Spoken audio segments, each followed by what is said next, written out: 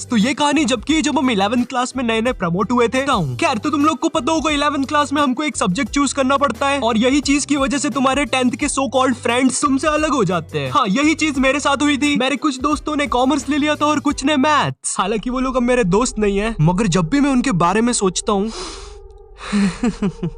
अब हमारे सब्जेक्ट अलग होने से हम लोग की क्लासेस अलग अलग लगती थी। बाय द वे मेरा सब्जेक्ट बायोलॉजी था, तो हम लोग को अलग अलग क्लास में बैठ के पढ़ना पड़ता था। मगर एक सब्जेक्ट ऐसा था जो हम सबका साथ में लगता था। ये लोग 200 बच्चों को एक साथ एक ही क्लास में भर देते थे और वो सब्जेक्ट था हिंदी। क्योंकि उसका एक ही टीचर था, तो वो टीचर से क्लास संभलती नहीं थी। हम लोग क्लास में बैठ के भोंकते रहते थे, भाग भाग भाग भाग भाग भाग भाग। नहीं, सच में थोड़ा ना भोंकते थे। तो अब वो टीचर से क्लास नहीं संभलती थी, इसलिए वो बोल देता था जिसको भी नहीं पढ़ना है वो बाहर जा सकता है। अब मुझे हिंदी सब्जेक्ट से वैसी ही नफरत थी। मुझे ये तक नहीं पता छोटी की मात्रा कहाँ लगती है और बड़ी की कहाँ लगती है। अरे ये दोनों सेम ही तो शब्द है, इनमें अलग अलग क्या है? हाँ, मुझे पता है कुछ ज्ञानी लोग कमेंट करने वाले हैं। भाई जो ये वाला 3 है ना, इसको तू ऐसे पढ़ेगा, देख 3। और जो ये वाला है ना, इसको तू ऐसे पढ़ेगा 3। तो ये जो बड़ा वाला है ना, ये सही है। खैर इसके बारे में किसी नेक्स्ट वीडियो में बात करेंगे। ओके, तो हिंदी सब्जेक्ट नापसंद होने के कारण मैंने मेरे दोस्त से पूछा, भाई चले गए क्लास से बाहर? वो भी फुल चौड़ में आके बोला, हाँ भाई डरते हैं क्या, चल बाहर।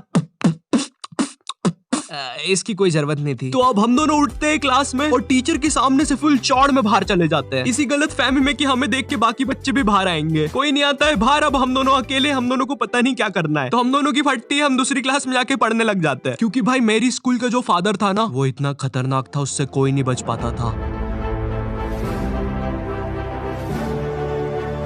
ये फादर 24 घंटे स्कूल में घूमता रहता था और गलती से भी कोई बच्चा बाहर घूमता हुआ दिख जाए वो तो गया। इसी कारण मैं कोई रिस्क नहीं लेना चाहता था, इसलिए मैं दूसरी क्लास में जाके चुपचाप बैठ गया। मगर फिर कहीं से खबर आती है कि फादर आज स्कूल में है ही नहीं और उतनी देर में मेरे बाकी दोस्त और कॉमर्स वाले भी उस क्लास में आ जाते हैं। हाँ, कॉमर्स वाले इसलिए बोल रहा हूँ क्योंकि इन लोग का अलग ही चलता है। क्योंकि जब तक हम लोग थे क्लास में, जब तक बहुत ही शांति थी, मगर जैसे ही ये लोग आए, इनमें से कोई पंखे पे लटक रहा है, चौक फाइट चल रही है, आओ मुझे लग गई है। तो इन्हीं सब चीजों की आवाज सुन के एक खड़ूस सर क्लास में आ जाता है। अब इस बंदे के बारे में मैं कुछ ज्यादा बोलूंगा नहीं, लेकिन ये बहुत ही चमत्कारी सर है। क्योंकि जब भी कोई बंदा कांड करता है, ये सर पता नहीं कहां से एक चिट निकालता है और वो चिट उतनी बड़ी होती है जितने बंदे का इसको नाम लिखना रहता है। एक बंदा मस्ती कर रहा है, छोटी चिट, 10 बंदे मस्ती कर रहे हैं, बड़ी चिट। तो वो सर हमारी क्लास में आता है और अपनी खुफिया जगह से चिट निकाल के हम लोग का नाम लिखने लग जाता है। वहां से मेरी थोड़ी थोड़ी फटना चालू हुई। उस टाइम मेरा दोस्त सर से बोल रहा है, सर हमने क्या किया, हमारा नाम क्यों लिख रहे हो? और ये वही बंदा है जिसको सर ने स्वयं सीढ़ी पे चढ़ के पंखे से नीचे उतारा था। इस टाइम तक सर हमारे नाम लिख के ले जा चुका था और हमारी बहुत गंदी फट रही थी, क्योंकि आजकल हमारी स्कूल का फादर कुछ नया ट्रेंड फॉलो कर रहा था, बच्चों को स्टेज पे बुला के मारना सबके सामने असेंबली में। क्या इतनी ज्यादा बेइज्जती? मैं नहीं करवा सकता खुद की इतनी बेइज्जती। भाई एक बार एक बच्चे को फादर ने स्टेज पे मार के नीचे फेंक दिया था और असेंबली की लाइन में जो बच्चे आगे खड़े थे, भाई वो इतने हरामी पीछे हट गए, वो फिकाया तो उसको कोई भी उठा नहीं रहा है। असेंबली खत्म हो गई, पीरियड खत्म हो गई, लंच हो गया, वो बंदा अभी तक वहीं पड़ा हुआ है, उसको कोई उठाने नहीं आया अभी तक। तो हम सब लोग की अब बहुत गंदी फट गई थी, तो हमने डिसाइड किया कि हम स्कूल ही नहीं आएंगे एक दिन। पर फिर हम में से एक बंदा बोलता है, ओ भाई स्कूल क्यों नहीं आएंगे, स्कूल आना हमारा हक है। हाँ, अपन एक काम करते हैं, अपन असेंबली के बाद स्कूल आएंगे, क्योंकि कल स्कूल में क्रिकेट मैच भी है, तो मुझे मेरे डोले शोले सबको दिखाने हैं।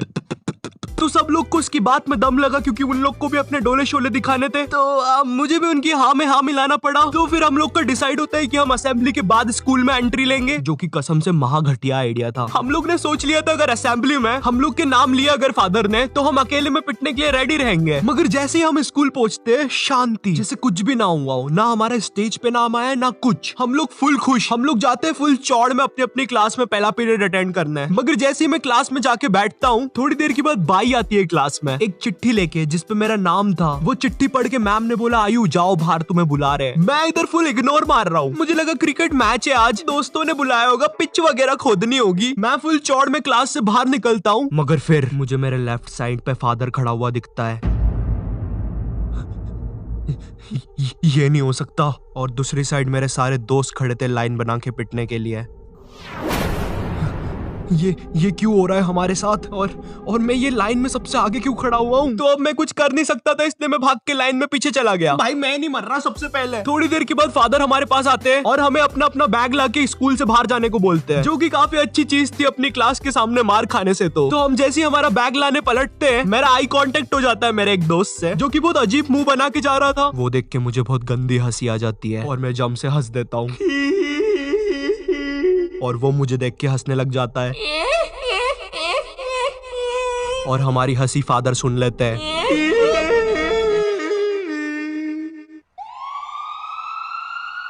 हमें इनकी जान बचानी होगी। Hello civil hospital. डॉक्टर, इन बच्चों की कंडीशन बहुत ज्यादा खराब है, लगता है किसी ने बहुत गंदा मारा है। बच्चे, क्या तुम हमें बता सकते हो तुम्हारे साथ क्या हुआ था? वो हमें मारने की कोशिश कर रहा था। मेरा कलेजा। आज डेट क्या है? 7 सितंबर। क्या? मैं 10 दिन से हॉस्पिटल में हूँ। मेरे मुंह से खून आ रहा है। आप जाइए।